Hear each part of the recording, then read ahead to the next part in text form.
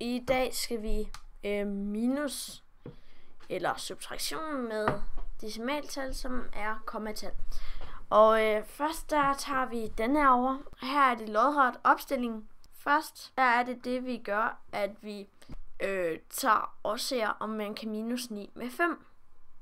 Og det kan man så sagtens sige. Det kan man jo godt, men så bliver det et minustal, og det skal vi ikke her. Så vi sætter en streg over 8. Fordi så har vi lånt en derfra, og så sætter vi lige et 1-tal der. Men så er det, vi har 15. Det her, det bliver jo næsten, det er bare det 1-tal, vi sætter foran.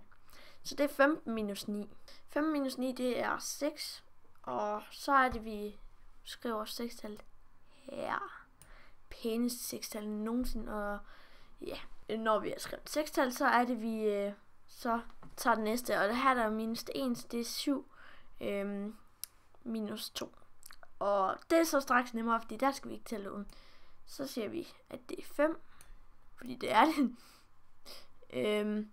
Og så er vi herinde ved 3 minus 0. Det kan man ikke igen. Så vi streger den over. Og jeg sætter det til der. Så har vi 10. Og så er det 7.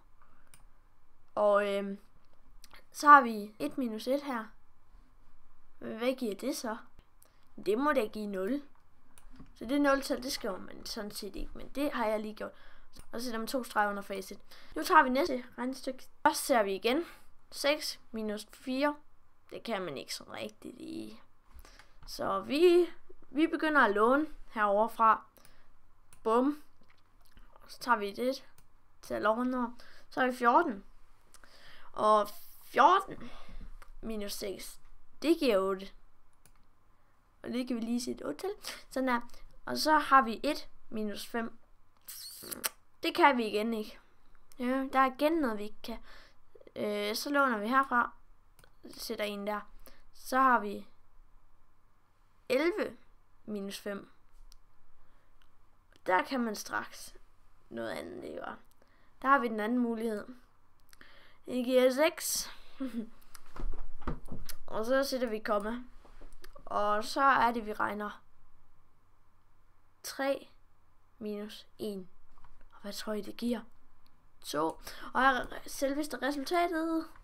Og sådan er det. Både med lodret og komma. Og så er det minus.